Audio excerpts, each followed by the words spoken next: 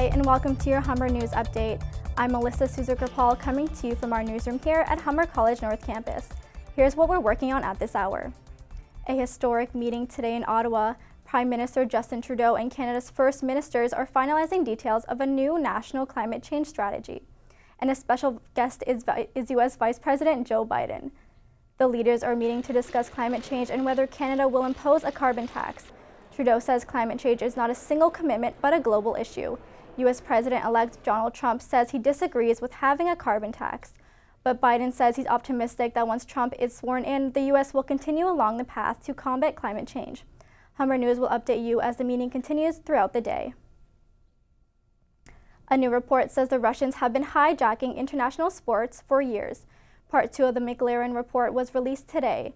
It says more than 1,000 Russian athletes across 30 sports were involved in a doping scandal.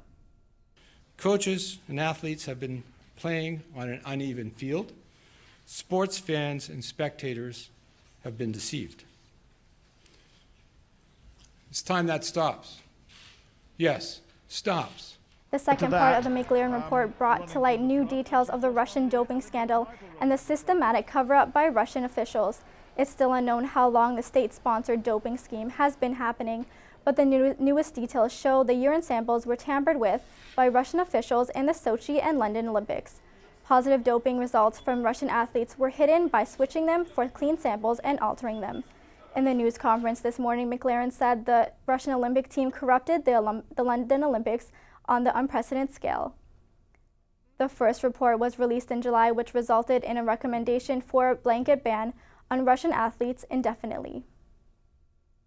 The age of protection for Ontario's Child, Youth and Family Services Act is going up from 16 to 18.